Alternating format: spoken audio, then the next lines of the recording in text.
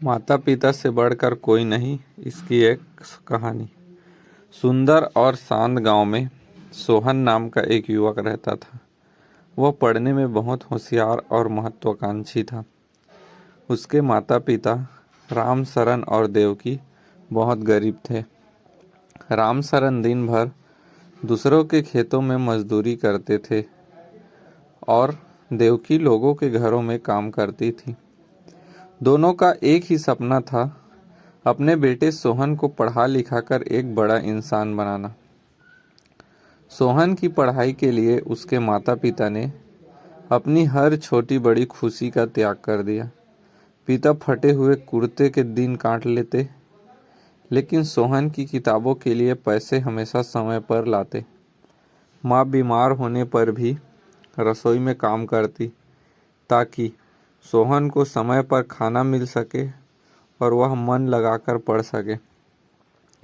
सोहन ने भी कड़ी मेहनत की और उसे शहर के एक बहुत बड़े कॉलेज में दाखिला मिल गया। शहर जाते समय पिता ने अपनी बरसों की जमा पूंजी सोहन के हाथों में रख दी और माँ ने रोते हुए उसकी नज़र उतारी। शहर जाकर सोहन पढ़ाई में व्यस्त हो गया।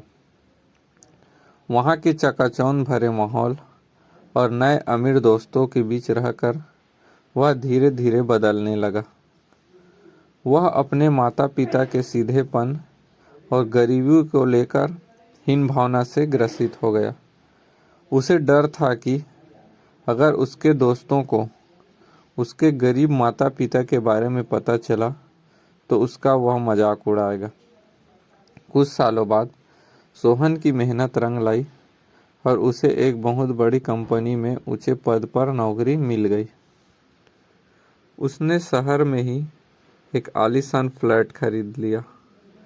जब उसके माता पिता को यह खबर मिली तो उनकी खुशी का ठिकाना न रहा। वे अपने बेटी की कामयाबी देखने और उससे मिलने गांव से शहर आए। जब वे सोहन के दफ्तर पहुंचे तो वहां सोहन के बड़े बड़े दोस्त और कंपनी के अधिकारी मौजूद थे। राम सरन के पैर में फटी हुई चप्पल थी और देवकी ने एक पुरानी सूती साड़ी पहनी हुई थी।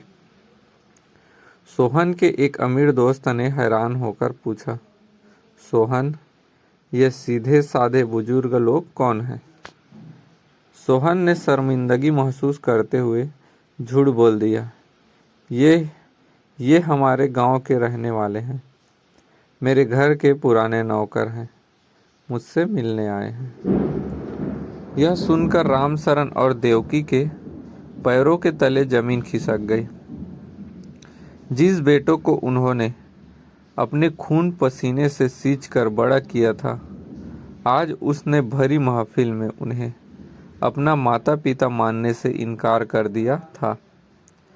उनकी आंखों में आंसू आ गए, लेकिन उन्होंने वहां कोई हंगामा नहीं किया।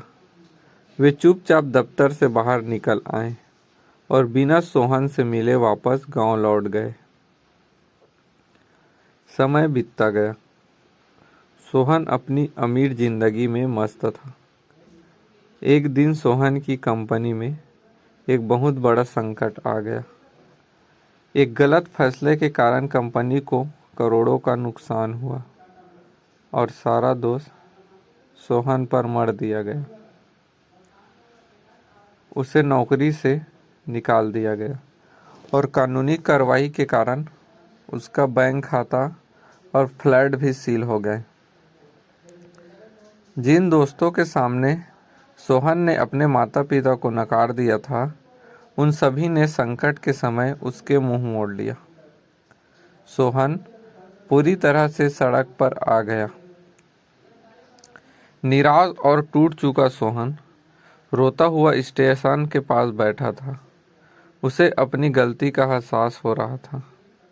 जब दुनिया में कोई सहारा नहीं बचा तो उसे अपने बूढ़े माता पिता की याद आई।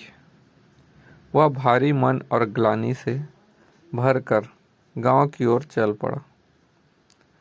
जब वह अपने पुराने और जर्जर घर के दरवाजे पर पहुंचा तो उसने देखा कि उसकी माँ भगवान के सामने दिया जलाकर रो रो कर उसी की सलामती की दुआ मांग रही थी। पिता कमजोर आंखों से दरवाजे की तरफ ही देख रहे थे। जैसे ही सोहन ने घर में कदम रखा, वह अपने पिता के पैरों में गिर पड़ा और फूट फूट कर रोने लगा। उसने रोते हुए कहा, मुझे माफ़ कर दीजिए बाबूजी, मुझे माफ़ कर दीजिए माँ। मैंने स्वार्थ और घमंड में आकर आप दोनों का अपमान किया। मैं इस लायक नहीं हूँ कि आपका बेटा कहलाऊं। रामशरण ने तुरंत आगे बढ़कर सोहन को गले लगा लिया और देवकी ने उसके आंसू पोंछे। पिता ने कहा, बेटा, माता पिता कभी अपने बच्चों से नाराज नहीं होते। दुनिया भले ही तुम्हारा साथ छोड़ दे, लेकिन हमारे घर के दरवाजे तुम्हारे लिए हमेशा खुले हैं। सोहन को समझ आ गया कि इस पूरी दुनिया में माता पिता से बढ़कर कोई नहीं होता। वे ही इस धरती पर सच्चे भगवान हैं, जिनका प्यार बिना किसी शर्त और स्वार्थ के होते हैं।